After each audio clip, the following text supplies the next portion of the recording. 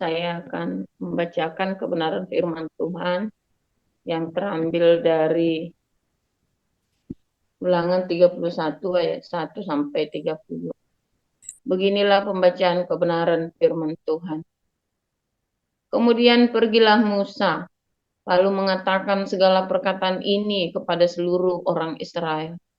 Berkatalah ia kepada mereka, aku sekarang berumur 120 tahun.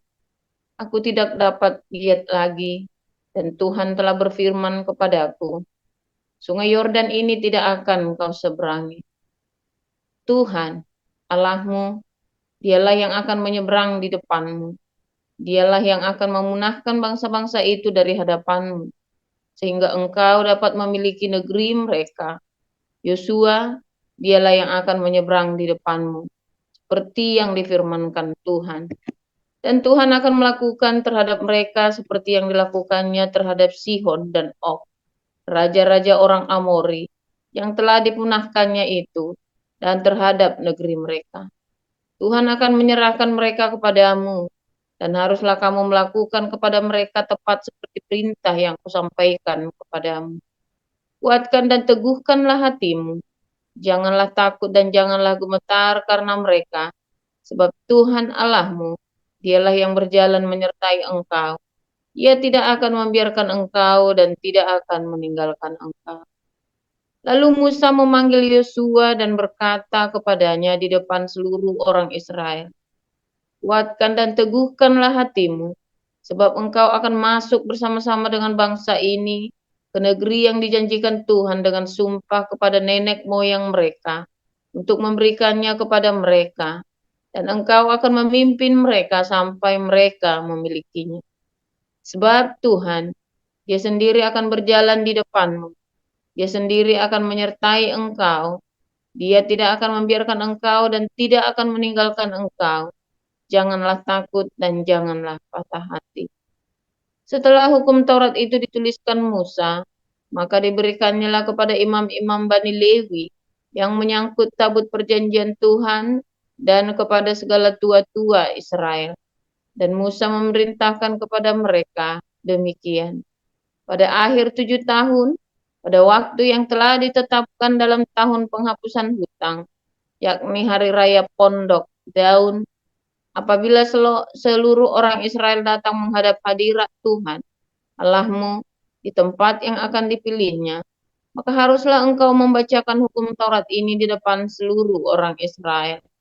Seluruh bangsa itu berkumpul, laki-laki, perempuan, dan anak-anak, dan orang asing yang diam di dalam tempatmu, supaya mereka mendengarnya dan belajar takut akan Tuhan Allahmu, dan mereka melakukan dengan setia segala perkataan hukum Taurat ini, dan supaya anak-anak mereka yang tidak mengetahuinya dapat mendengarnya dan belajar takut akan Tuhan Allahmu selama kamu hidup di tanah kemana kamu pergi menyeberangi sungai Yordan untuk mendudukinya.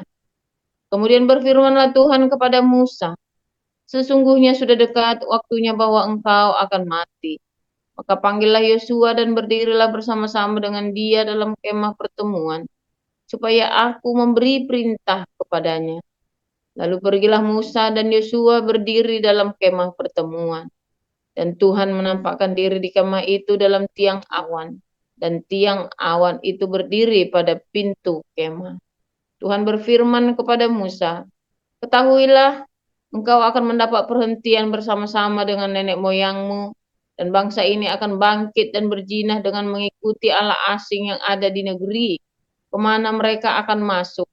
Mereka akan meninggalkan aku dan mengingkari perjanjianku yang kuikat dengan mereka. Pada waktu itu murkaku akan bernyala-nyala terhadap mereka.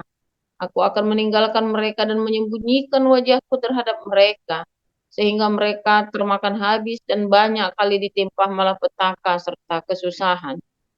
Maka pada waktu itu mereka akan berkata, bukankah malapetaka itu menimpa kita?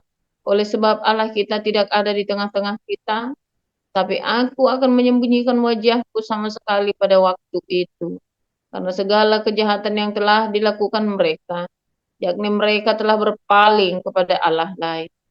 Oleh sebab itu tuliskanlah nyanyian ini dan ajarkanlah kepada orang-orang Israel.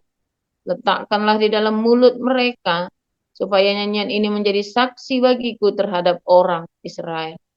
Sebab aku akan membawa mereka ke tanah yang kujanjikan dengan sumpah kepada nenek moyang mereka, yakni tanah yang berlimpah-limpah susu dan madunya. Mereka akan makan dan kenyang dan menjadi gemuk, tetapi mereka akan berpaling kepada Allah lain dan beribadah kepadanya. Aku ini akan dinista mereka dan perjanjianku akan diingkari mereka. Maka apabila banyak kali mereka ditimpa malapetaka serta kesusahan, maka nyanyian ini akan menjadi kesaksian terhadap mereka. Sebab nyanyian ini akan tetap melekat pada bibir keturunan mereka.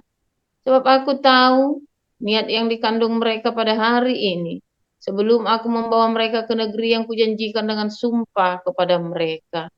Maka Musa menuliskan nyanyian ini dan mengajarkannya kepada orang Israel. Kepada Yosua bin Nun diberinya perintah firman-Nya, kuatkan dan teguhkanlah hatimu, sebab engkau akan membawa orang Israel ke negeri yang kujanjikan dengan sumpah kepada mereka, dan aku akan menyertai engkau. Ketika Musa selesai menuliskan perkataan hukum Taurat itu dalam sebuah kitab sampai perkataan yang penghabisan, maka Musa memerintahkan kepada orang-orang Lewi pengangkut tabut perjanjian Tuhan demikian. Ambillah kitab Taurat ini dan letakkanlah di samping tabut perjanjian Tuhan Allahmu, supaya menjadi saksi di situ terhadap engkau. Sebab aku mengenal kedegilan dan tegar tengkukmu. Sedangkan sekarang, selagi aku hidup bersama-sama dengan kamu, kamu sudah menunjukkan kedegilanmu terhadap Tuhan. Terlebih lagi nanti sesudah aku mati. Suruhlah berkumpul kepadaku segala tua-tua sukumu dan para pengatur pasukanmu, maka aku akan mengatakan hal yang berikut kepada mereka dan memanggil langit dan bumi menjadi saksi terhadap mereka. Sebab aku tahu bahwa sesudah aku mati, kamu akan berlaku sangat busuk dan akan menyimpang dari jalan yang telah kuperintahkan kepadamu. Sebab itu, di kemudian hari malapetaka akan menimpa kamu, apabila kamu berbuat yang jahat di mata Tuhan dan menimbulkan sakit hatinya dengan perbuatan tanganmu. Lalu Musa menyampaikan ke telinga seluruh jemaah Israel nyanyian ini sampai perkataan yang penghabisan. Demikian kebenaran firman Tuhan. Selanjutnya mari kita membaca dari Wahyu 1. Inilah wahyu Yesus Kristus yang dikaruniakan Allah kepadanya, supaya ditunjukkannya kepada hamba-hambanya apa yang harus segera terjadi. Dan oleh malaikatnya yang diutusnya, ia telah menyatakannya kepada hambanya Yohanes. Yohanes telah bersaksi tentang firman Allah dan tentang kesaksian yang diberikan oleh Yesus Kristus, yaitu segala sesuatu yang telah dilihatnya. Berbahagialah ia yang membacakan dan mereka yang mendengarkan kata-kata nubuat ini, dan yang menuruti apa yang ada tertulis di dalamnya, sebab waktunya sudah dekat. Dari Yohanes kepada ketujuh jemaat yang di Asia Kecil, kasih karunia dan damai sejahtera menyertai kamu dari Dia yang ada dan yang sudah ada dan yang akan datang, dan dari ketujuh roh yang ada di hadapan tahtanya. Dan dari Yesus Kristus, saksi yang setia, yang pertama bangkit dari antara orang mati, dan yang berkuasa atas raja-raja bumi ini. Bagi Dia yang mengasihi kita, dan yang telah melepaskan kita dari dosa kita oleh darah-Nya, dan yang telah membuat kita menjadi suatu kerajaan, menjadi imam-imam bagi Allah Bapa-Nya. Bagi Dialah kemuliaan dan kuasa sampai selama-lamanya. Amin. Lihatlah, Ia datang dengan awan-awan, dan setiap mata akan melihat Dia, juga mereka yang telah menikam Dia. Dan semua bangsa di bumi akan meratapi Dia. Ya, amin. Aku adalah Alfa dan Omega, firman Tuhan Allah, yang ada dan yang sudah ada, dan yang akan datang, yang Maha Kuasa. Aku Yohanes, saudara dan sekutumu dalam kesusahan, dalam kerajaan, dan dalam ketekunan menantikan Yesus berada di pulau yang bernama Patmos oleh karena firman Allah dan kesaksian yang diberikan oleh Yesus. Pada hari Tuhan aku dikuasai oleh Roh dan aku mendengar dari belakangku suatu suara yang nyaring seperti bunyi sangkakala. Katanya, apa yang engkau lihat, tuliskanlah di dalam sebuah kitab dan kirimkanlah kepada ketujuh jemaat ini. Efesus, ke Smyrna, ke Pergamus, ke Tiatira, ke Sardis, ke Philadelphia, dan ke Laodikia. Lalu aku berpaling untuk melihat suara yang berbicara kepadaku. Dan setelah aku berpaling, tampaklah kepadaku 7 kaki dian dari emas. Dan di tengah-tengah kaki dian itu ada seorang serupa anak manusia berpakaian jubah yang panjangnya sampai di kaki. Dan dadanya berlilitkan ikat pinggang dari emas. Kepala dan rambutnya putih bagaikan bulu yang putih metah. Dan matanya bagaikan nyala api. Dan kakinya mengkilap bagaikan tembaga membara di dalam perapian. Suaranya bagaikan desu air bah. Dan di tangan kanannya ia memegang 7 bintang, dan dari mulutnya keluar sebilah pedang tajam bermata dua. Dan wajahnya bersinar-sinar bagaikan matahari yang terik. Ketika aku melihat dia, tersungkurlah aku di depan kakinya, sama seperti orang yang mati. Tetapi ia meletakkan tangan kanannya di atasku lalu berkata, jangan takut, aku adalah yang awal dan yang akhir, dan yang hidup. Aku telah mati, namun lihatlah, aku hidup sampai selama-lamanya, dan aku memegang segala kunci maut dan kerajaan maut. Karena itu, tuliskanlah apa yang telah kau lihat, baik yang terjadi sekarang maupun yang akan terjadi sesudah ini. Dan rahasia ketujuh bintang yang telah kau lihat pada tangan kananku, dan ketujuh kaki dian emas itu. Ketujuh bintang itu ialah malaikat ketujuh jemaat, dan ketujuh kaki dian itu ialah ketujuh jemaat. Amin. Amin. Terima kasih untuk para lektor, Bu Sarma dan Pak Maru. Silakan, kita akan mendengarkan penonton. Silakan, Pastor Kom. Haleluya, firman Tuhan selalu baru setiap hari ketika kita menantikan Tuhan dengan penuh cinta, pengharapan. Jangan putus asa sampai pertolongan itu datang, ya. Saudara-saudara, di hari-hari ini kita menyaksikan, ya, banyak sekali penggenapan-penggenapan, ya, yang terjadi di dalam Alkitab kita, ya. Saudara, saya membantu Anda meng-guidance bagaimana menghubungkan nubuatan-nubuatan itu dengan kejadian-kejadian hari ini dan apa yang akan terjadi selanjutnya, ya. Dan semua sudah ada di dalam koinonia kita, ya, setiap hari Minggu. Nanti Anda bisa putar, ya, baik-baik. Nah, saudara, ketika di hari tua Musa, ya, dia tidaklah menjadi pikun.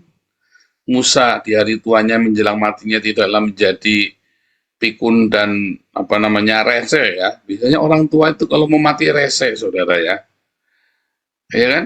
Ada bikin susah lah, ada inilah, ada itulah, ya kan? Makanya saya bilang sama Tuhan, Tuhan, nanti kalau saya mati, kasih yang mudah saja, kalau dibom misalnya, kan, meledak, udah selesai, saudara, ya. Jangan sampai sakit, terus bikin susah anak-anak, dua, bikin ini, bikin itu, ya. Kalau di Belanda sih kita dibiayai pemerintah, ya, sakitnya, ya. Dan kalau di Indonesia kasihan, ya, ada yang sampai luar biasa, ya. Sampai anaknya juga habis-habisan biaya orang tuanya. Oh, itu kewajiban, saudara, dan cinta. Nggak apa-apa, saudara. Yang penting jangan sampai utang-utang, ya, saudara, ya. Ingat-ingat, ya. Dan yang jadi orang tua, berdoa sama Tuhan. Tuhan, kalau aku tua, kalau aku mau mati, jangan sampai bikin susah anak-anakku. Berdoa, ya, saudara, ya, orang tua. Kita semua juga, ya, berdoa. Nah, saudara, kita balik lagi cerita Musa. Waktu matinya nggak bikin susah orang, saudara, ya. Matinya Musa itu justru meninggalkan wasiat dan meninggalkan legacy. meninggalkan sesuatu yang baik. Nah, sebetulnya kalau Anda sudah usia 50 tahunan, sini banyak ya yang sudah usia 50 tahunan ke atas, Anda harus mulai membuat suatu legacy, saudara. Pengajaran buat anak-anakmu.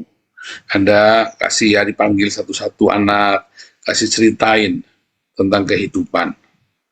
Secara khusus, saudara, itulah legacy.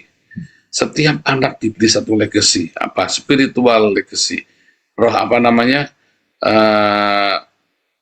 Legacy rohani, saudara ya. Oh iya, materi penting kalau Anda punya banyak duit. Tapi lebih penting lagi adalah warisan rohani. Anda harusnya mulai ya di usia yang sudah 50 tahun ini, biasanya anaknya kan sudah dewasa, sudah di atas 17 tahun biasanya. Anda harus mulai cerita legacy, berikan warisan rohani. Nah, ketika kita masih muda, kita seringkali bodoh. Karena apa? Karena ya satu, belum pintar, belum banyak pengalaman, kita tidak mengerti, dan mungkin kita tidak siap, dan mungkin waktu itu Anda belum lahir baru. Ya kan? Nah, tapi setelah sekarang Anda sudah lahir baru, berapapun usiamu sekarang, Anda mulai harus menata hidupmu. Paulus berkata, teladanilah aku seperti aku meneladani Kristus. Kemarin kita belajar ya, nah, tadi malam juga di Koinonia Pak HW juga, kenapa orang Israel itu setiap kali udah kembali kepada Tuhan diberkati lalu hancur lagi. Nah itu ya, karena seringkali orang tua tidak menjadi teladan bagi anak-anaknya, kemudian ketika orang tua ini meninggalkan Tuhan, dan anak-anaknya menonton. Maka dari itu saudara, ya, di dalam susah senang kita, di dalam sukses gagal kita catat dan kita kasih tahu anak kita, saudara. Berapa banyak yang malu ketika gagal, kamu tidak berani cerita sama anak-anaknya, sama keluarganya. Kasih tahu, dan kamu kan tahu yang benar yang mana. Setidaknya kalau kamu tidak tahu yang benar yang mana, kamu kasih tahu ini salah, jangan dilakukan. Beneran saudara ya. Ketika orang tua berani mengakui kesalahannya kepada anak-anaknya, anak-anak ini tahu itu salah. Kalau orang tua ini tidak memberitahu kesalahannya, dia tidak mau mengakui kesalahannya, anak-anak tahu salahnya juga, tetap tahu. Bedanya yang pertama, anak-anak itu tidak akan mengikuti jalanmu yang salah itu, tapi kalau kamu tidak mengakui kesalahanmu, anak-anak itu tidak sengaja akan ikuti jalan itu lagi, saudara. Lucu ya, saudara ya. Ya, memang begitu faktanya. Jadi kalau Anda, orang tua, Anda tahu itu salah, dan Anda bilang, ini jangan diikuti. Dan Anda bilang, papa salah, mama salah. Ini jangan diikuti anak. Anak itu tidak akan mengikuti, saudara, nurut. Tapi kalau kamu tidak mau mengakuinya, anak itu tahu salah, saudara. Tapi tanpa sengaja dia masuk ke dalam kesalahan yang sama.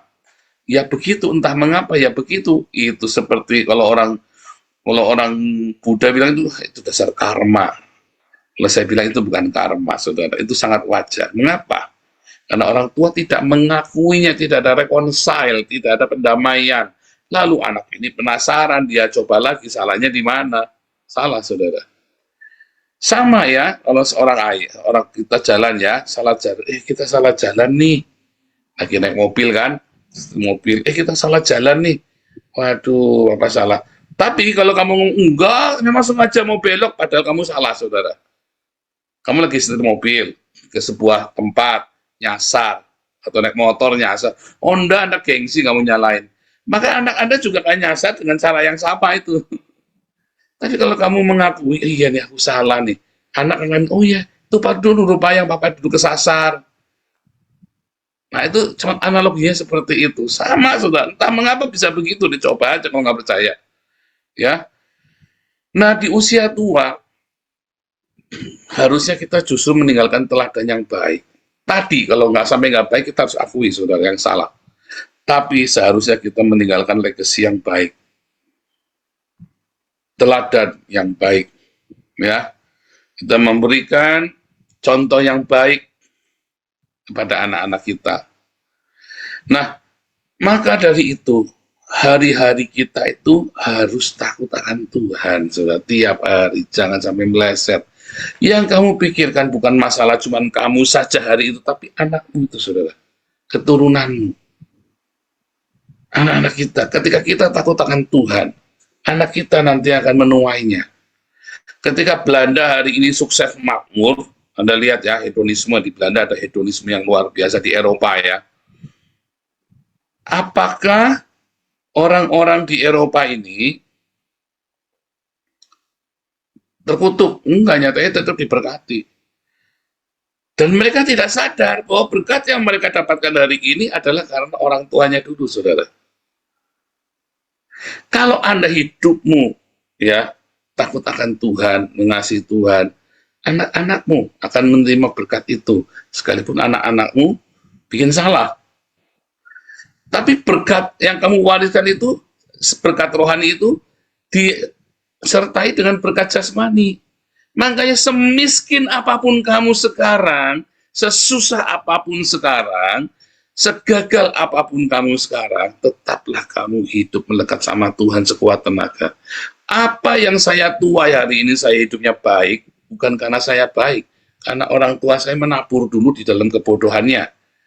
Mereka bikin yang salah, tetapi saya menuai kebaikan itu. Ya, memang begitu, karena apa? Legacy yang diberikan itu kemudian akan menyertai saya, saudara.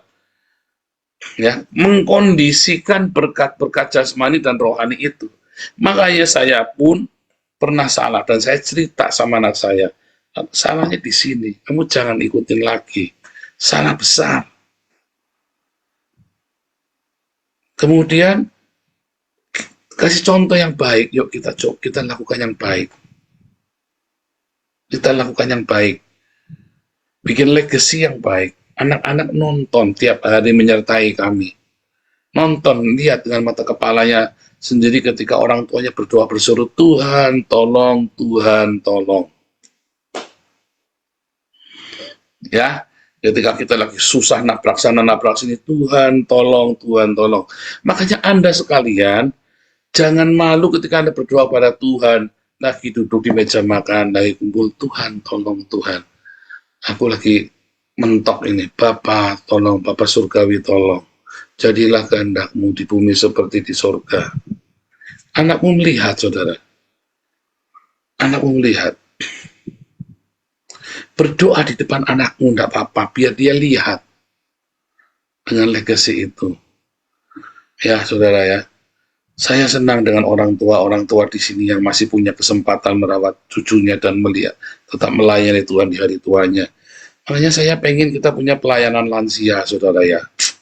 Bagaimana kita yang lansia, teman-teman yang sudah di atas 70 tahun, yang lansia itu sudah di atas 70 tahun ya, bisa meninggalkan warisan teladan kepada kita yang masih muda-muda. Wah itu penting ya, itu penting sekali saudara.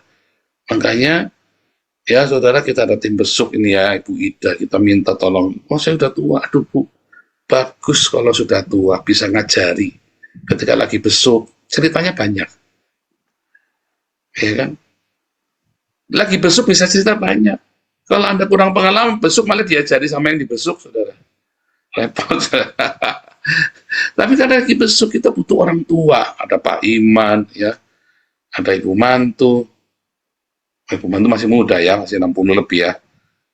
Pak Iman ya, ada Pak Iman, ada Bu Ida, ya dan yang lainnya. Harusnya kita punya pelayanan yang ini ya, pelayanan untuk para senior. Nah, itu kita harus punya tuh saudara ya. Tapi pelan-pelan ya saudara, kita lagi bikin youth dulu. Nanti kita habis youth, terus kita bikin pelayanan senior dulu. Pelayanan anak nanti saudara. Kalau senior, kalau pelayan sudah dewasa itu, ya bisa sabar kita nunggu, kita bangun. Tapi kalau pelayanan anak kita mulai, sekali itu nggak bagus, anak-anak nggak mau datang lagi, saudara. Kapok dan jangan dipaksa. Kita harus cari format yang menarik dulu di pelayanan anak online ini.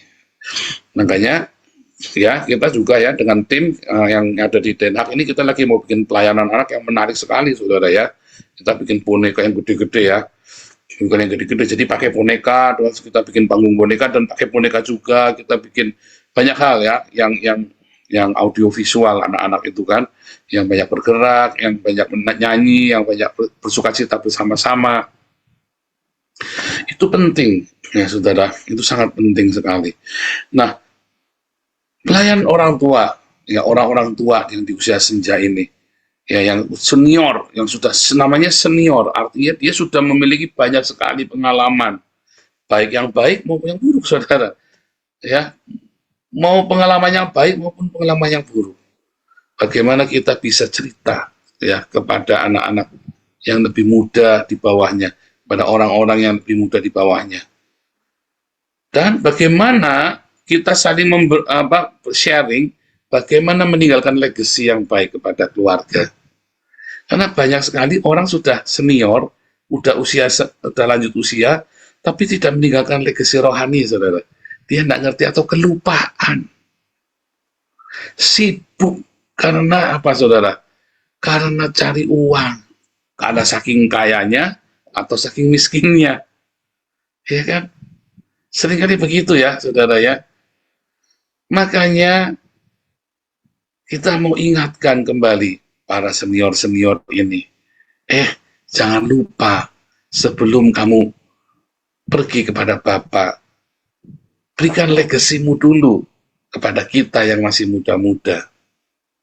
Saudara, Yohanes waktu di Patmos itu, ya di usia sudah lanjut ya, 90 tahun lebih. Dan baru dihukum mati, tapi nggak mati-mati. Kalau bahasa kerennya itu, bahasa Hollywoodnya itu die hard. Ya, matinya angel, ya, die hard itu Yohanes itu ya. Orang mati-mati, ya, dihukum dimasukin ke minyak, digoreng pun nggak mati, sudah. Itu die hard. Nah, Yohanes itu akhirnya dilempar ke Patmos. Di Patmos dia mendapatkan legacy itu dan diberikan kepada kita. Musa, Daud, ya, siapa lagi saudara? Paulus, Petrus, di hari-hari mereka, di hari-hari senjanya mereka, ya, mereka meninggalkan legacy sehingga menjadi baru. Ya, menjadi baru, saudara, meninggalkan legacy, satu pengalaman rohani yang mereka bagikan kepada kita. Ya, saudara ya. Makanya, saudara, saya berharap sekali kita nanti akan membentuk pelayanan senior ini ya, pelayanan untuk usia senior ini kita bentuk pelan-pelan ya, bentuk sharing ya, untuk banyak sekali nanti bisa kita lakukan ya. Nah, apa yang sudah Anda tinggalkan buat keluargamu, legacy apa? Ya. Anda siapkan apa untuk legacy rohani itu? Pernah nggak Anda panggil satu-satu anak-anakmu, dibagi? Saudara, kalau balik lagi ceritanya Yakub, dia punya 12 anak, ketika di hari tuanya dia panggil satu-satu, setiap anak terima berkat satu-satu, saudara. Dan berkatnya masing-masing. Ya, berkatnya masing-masing. Salah satu ya mami saya itu punya rahasia keluarga, yaitu membuat asinan mangga, ya, asinan mangga muda itu ya. Yang dikasih resepnya cuman anak, ya, legacy, ya, kakak ipar saya dikasih lainnya, masing-masing dikasih legacy, saudara.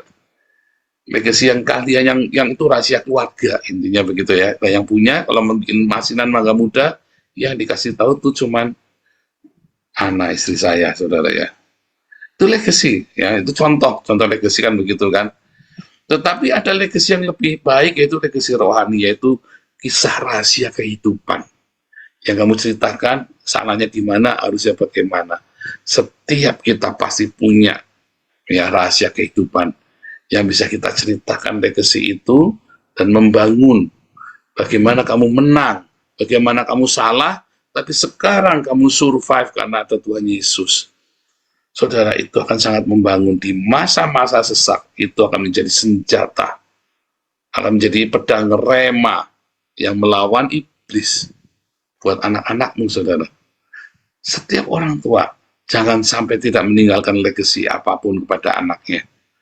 Aduh, saudara, ayo orang tua ingat, datang sama Tuhan, Tuhan, aku mau tinggalkan legacy apa buat anakku, Tuhan?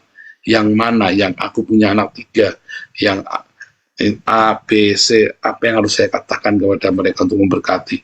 Dan Anda katakan dalam privat, saudara. Karena harus privat, legacy itu kan. Anak-anak Daud 12, anak-anak Yakub 12 dipanggil, dikasih berkat satu-satu, saudara. Nah, itu seperti itu legacy itu, ya. Musa meninggalkan legacy, ya, dengan memberikan pesan terakhirnya. Kitab Ulangan itu ya, penting, ya. Karena legacy itu akan menjadi kekuatan, akan menjadi warisan yang akan memberkati anak-anakmu, supaya anak-anakmu tetap tinggal kuat di dalam Tuhan Yesus. Amin. Amin. Terima kasih Pastor Paul atas renungan pada pagi hari ini. Tuhan yang baru sampai